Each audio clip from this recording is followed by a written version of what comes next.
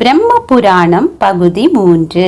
பிரம்ம புராணத்தின் பகுதி 3 அறிவதற்கு முன்பாக தேவாதி தேவர்கள், அசுரர்கள், ரிஷிகள், மரம், செடி கொடிகள், வல்லூறுகள், பறவைகள், பாம்புகள் இவைகள் எவ்வாறு தோன்றின? நாரதருக்கு நிகழவிருந்த அபாயம் என்ன? தக்ஷன் என்பவர் யார்? அதிதி, திதி என்பவர்கள் யார் யார்? 27 நட்சத்திரங்கள் எவ்வாறு தோன்றின என்பன போன்ற பல விளக்கங்களை அறிந்திட பிரம்ம புராணத்தின் பகுதி 1 மற்றும் 2 பார்த்துவிட்டு வரவும். பிரம்ம புராணத்தின் பகுதி 2 முடிவில் திதி இந்திரனை கொல்ல தனக்கு ஒரு பிள்ளை வேண்டுமென விரும்பினாள். அப்படி ஒரு பிள்ளை வேண்டுமானால் 100 ஆண்டுகள் அவளுடைய கருவில் பிள்ளை இருக்க வேண்டும் என்றும், அந்த 100 ஆண்டுகளும் மிக கடுமையான விரதங்கள் அனுஷ்டித்து கடுந்தவம் புரிய வேண்டும் என்றும் காசியபர் கூறினார். அதன்படியே தான் கடுந்தவம் புரிவதாக திதி ஏற்றுக்கொண்டாள். திதி விரதத்தினை மேற்கொண்டு பல ஆண்டுகள் சென்றன. தன்னை கொல்ல திதியின் வயிற்றில் ஒரு சிசு வளர்வதை அறிந்த இந்திரன் அதனை அழித்துவிட காலம் பார்த்திருந்தார். ஒரு நாள் அனுஷ்டானங்களை முடித்த திதி கால்களை கழுவி தூய்மை செய்து கொள்ளாமல் படுக்கையில் படுத்துவிட்டாள். இந்த விரத பங்கத்தையே தனக்கு சாதகமாக்கிக் கொண்ட இந்திரன் ஓர் அணுவடிவாக அவள் கால்களில் நுழைந்து கருவில் இருக்கும் சிசுவை 7 துண்டங்களாக வெட்டினார். உடனே அந்த 7 துண்டங்களும் ஓ என கதறி அழுதன. அழாதீர்கள் என்ற பொருளுடைய மருத்தென்ற சொல்லை மும்முறை இந்திரன் கூறியும் அத்துண்டங்கள் அழுகையை நிறுத்தவில்லை. சினம் கொண்ட இந்திரன் ஒவ்வொரு துண்டத்தையும் 7 துண்டுகளாக 7 துண்டங்களையும் வெட்டி 49 துண்டங்களாக ஆக்கிவிட்டார். காலாந்திரத்தில் இந்த 49 பிறந்தன. மருத்தென்று இந்திரனால் அழைக்கப்பட்டமையின் மருத்துக்கள் என்ற பெயருடனேயே இவர்கள் வழங்கப்பட்டனர். விரதபங்கம் ஆகிவிட்டபடியால் இந்த 49 மருத்துகளும் இந்திரனுக்கு பகையாகாமல் அவரது நண்பர்கள் ஆகிவிட்டனர். சுயம்பு மனுவின் மகனான உத்தான பாதனுக்கு மகனாவான் துருவன். துருவன் பரம்பரையில் வந்தவன் அங்கா. நேர்மை உடையவனான அங்கா நல்ல முறையில் ஆட்சி செய்தாலும் அவன் மனைவியாகிய சுனிதா தீயவனான மிருத்யுவின் மகனாவாள். அவள் மகனான வெனா தகப்பனை போலில்லாமல் மிகவும் தீயவனாக இருந்தான். மேலும் தாய்வழி பாட்டனாகிய மிருத்யுவுடன் சேர்ந்து எல்லையற்ற அகங்காரம் கொண்டவனாக இந்த அண்டங்களுக்கு எல்லாம் தானே தலைவன் என்று சொல்லி திரிந்தான். இவனை திருத்துவதற்காக மாரீச்சியின் தலைமையில் பல முனிவர்கள் ஒன்று சேர்ந்து வந்து எவ்வளவு எடுத்து சொல்லியும் வெனா அவர்கள் அறிவுரைகளை கேட்க தயாராக இல்லை. எல்லையற்ற சினம் கொண்ட முனிவர்களில் அத்திரி என்ற முனிவர் வெனாவின் வலக்காலை பிடித்து முறுக்கி மாவு பிசைவது போல் பிசைந்தார். மிக குரூரமானதும் கொடியதும் பயங்கரமானதும் கரியதுமான குள்ளன் ஒருவன் இக்காலின் வழி வெளிப்பட்டான். இவன் உருவத்தை கண்டு கலக்கமுற்ற அத்திரி முனிவர் உட்கார் என்று பொருளுடைய நிஷிதர் என்று கூறினார்.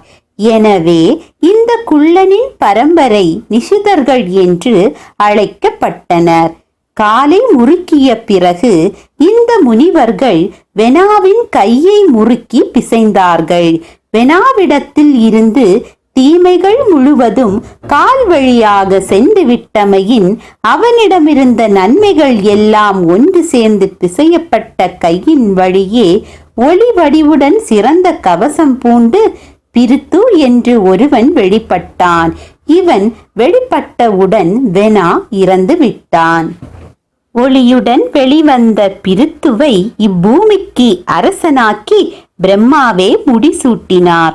பூமியில் உள்ள பொருட்களுக்கெல்லாம் யார் யார் தலைவன் என்றும் அதே நேரத்தில் அத்தலைமை பதவிகளையும் பிரம்மாவே பங்கிட்டு தந்தார். அப்பங்கீட்டின்படி மரம், செடி கொடிகள், விண்மீன்கள், கோள்கள், யாகங்கள், தியானம், வேதியர்கள் ஆகியவர்களுக்கு தலைவனாக சோமனை அதாவது சந்திரனை நியமித்தார். வருணன் கடலுக்கும், குபேரன் செல்வத்திற்கும், அரக்கர்களுக்கும் தலைவனாக்கப்பட்டார். 12 ஆதித்யர்களுக்கும் தலைவனாக விஷ்ணுவும், அஷ்டவசுக்களுக்கு தலைவனாக அக்னியும் நியமிக்கப்பட்டார்கள். எல்லா பிரஜாபதிகளுக்கும் தலைவனாக தக்ஷனும், 49 மருத்துகளுக்கும் தலைவனாக இந்திரனும், தைத்திரியர்கள் தானவர்கள் என்பவர்களின் தலைவனாக பிரகலாதனும் நியமிக்கப்பட்டனர்.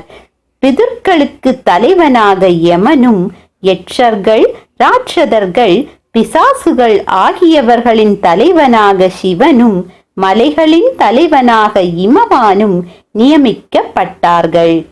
நதிகளுக்கு கடலும், பாம்புகளுக்கு வாசுகியும், கந்தர்வர்களுக்கு சித்தரதனும், பறவைகளுக்கு கருடனும், யானைகளுக்கு ஐராவதமும் தலைவர்களாக நியமிக்கப்பட்டார்கள். இதோடு நில்லாமல் 4 திசைகளுக்கும் 4 தலைவர்களை நியமித்தார் பிரம்மா. பிரம்மாவால் பங்கிட்டு தரப்பட்ட பூமிக்கு அரசனான பிருத்து நன்முறையில் ஆட்சி செய்ததால் பூமியில் வளங்கள் செழித்தன, பசுக்கள் பாலை பொழிந்தன. மகிழ்ச்சியடைந்த முனிவர்கள் பெரிய யாகத்தை செய்தனர். யாகத்தின் முடிவில் சுதாக்கள் என்றும் மகதாக்கள் என்றும் 2 கூட்டங்கள் தோன்றின. பிருத்துவின் புகழை பாடுமாறு முனிவர்கள் இவர்களை ஏவினர். ஆனால் பிருத்து மிகவும் இளையவன். இப்பொழுதுதான் ஆட்சிக்கு வந்திருக்கிறான். இன்னும் எந்த வேலையும் செய்து காட்டவில்லை. அப்படி இருக்க அவனது எந்த வீரச் செயலை எவ்வாறு புகழ்வது என்று சுதர்களும் மகதர்களும் முனிவர்களை கேட்டனர். முனிவர்கள் எதிர்காலத்தை அறியும் ஆற்றலை இவர்களுக்கு வழங்கினர். உடனே பிருத்துவின் புகழை அவர்கள் பாடினர். இந்த புகழ் பாடல்கள் 8 திக்கும் சென்று பரவின.